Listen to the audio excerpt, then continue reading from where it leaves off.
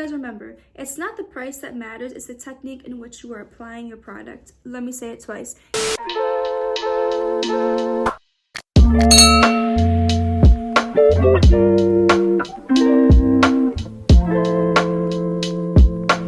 Hey guys, it's Lauren and welcome back to my channel. Can we talk about this glam? I followed Kylie Jenner's makeup artist's tutorial. Oh, baby. So you guys are here because you want to know, what do I need to start my makeup journey? What products do I need to buy? What do I need to save the most money possible and get everything I need? And I am here to be your fairy godmother of all the makeup questions. Okay, so you guys know I don't really like to do long intros, but before we begin this video, I do want to let my lovely subscribers know that at 5,000 subscribers, I will be doing a giveaway, cash prize. So if you guys are interested in that, go down in the description below and there will be more information on that. I'm going to break down to you guys how this video is going to go. I have 10 must-have makeup products that you need in your makeup bag to start your makeup journey. And what I'm going to be doing is, for each product, I am going to put a drugstore product on the side and a high-end product on the side. You guys remember, it's not the price that matters, it's the technique in which you are applying your product. Let me say it twice. It is not the price that matters, but the technique in which you are applying your product. You can have a $50 foundation, but if you are applying it wrong, girl, it's gonna look bad. You can have a $5 foundation, but if you are applying it correct, flawless. But without further ado, let's jump straight into this video. So on my list right here of my makeup essentials for beginner, I have 10 crucial products written down that are must-haves when you're first beginning your makeup journey and first starting doing your makeup.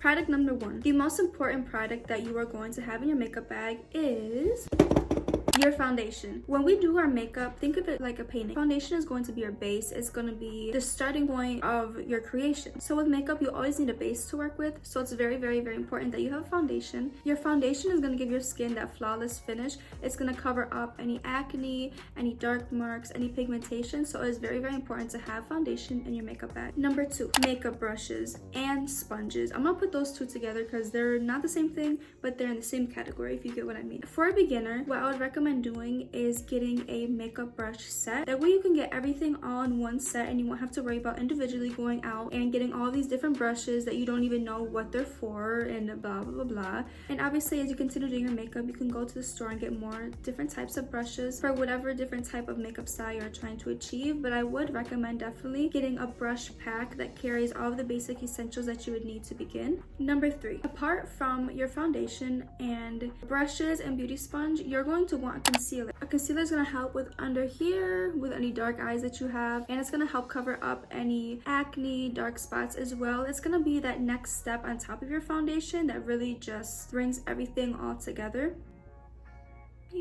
Right. Number 4, a highlight and contour palette. And if you don't want to get a highlight and contour palette, what I would suggest is getting a concealer a couple shades darker than your skin tone, and then you can use that to actually contour your face. And then the concealer that you can use that as a highlighter. Or if you want to really get that extra brightness in your face, what you can do is go a shade lighter in concealers, and then you can use that as your highlight. But if you think you may have trouble finding the correct shade when it comes to the contouring and you don't want to get one specific color, I would definitely recommend getting a palette because it's going to carry the highlight, it's going to carry different shades of contour, and it's going to be really beneficial if you don't want to spend a lot of extra money but you want to have more than one option. Number 5, let's talk about eyeshadow. It depends on the type of looks you want to do. I would definitely recommend getting an eyeshadow palette that is very versatile, where you can do a lot of different looks. If you want to do colorful one day, or maybe one day you want to do neutrals, you can definitely get a palette where you can do office looks and night out looks in one palette. I would definitely recommend getting something where you can do multiple different occasions in one palette. And a super good example of this is the James Charles palette. It's very affordable. I think it's only $20 right now, and it's a big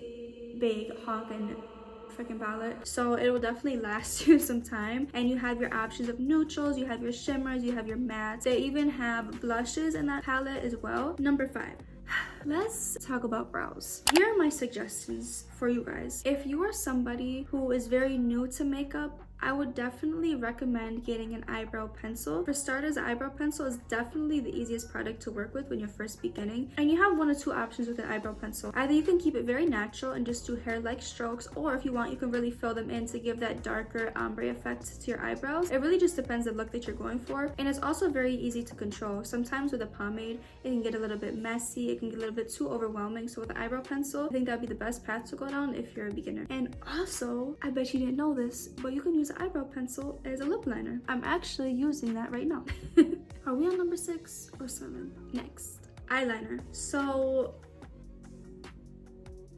let's talk about eyeliner. Everybody wants to be able to do the perfect wing eyeliner, but how do we get there? Well, you have a couple options. If you're a beginner, I would definitely try to stay away from liquid, and I would swap it out for a gel that you can dip a brush in. Another suggestion, if you are a beginner, is to get a piece of tape, put it right here, and then do your eyeliner like that. When you're done, whoop, perfect wing. Listen, I've been doing eyeliner since like I was 14. It's still difficult. I'm 21 now. It's still difficult for me to use liquid eyeliner. So if you're a beginner, I would strongly suggest getting a gel eyeliner because it's way less messy. It's way easier to control where the product is going. It helps you get the technique and the steadiness down that you need to be able to achieve a winged eyeliner. And man, do I wish somebody would have told me that 7 years ago, because I used to be all like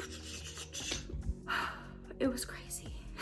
Next, mascara. This is super important and something that you want for your everyday looks. Depending on the look you want to achieve, I would definitely recommend getting a mascara that's more of like skinny, if you know what I mean. That way it can really coat all the lashes and it'll give you a very long lash-like effect without having to put falsies on, because let's be honest, putting on false lashes is just very difficult. It took me a very long time to be able to achieve that and be able to have them look good when I put them on. I would definitely recommend getting a mascara that lengthens your lashes. That way you can kind of get that falsy look without having to put in that extra work.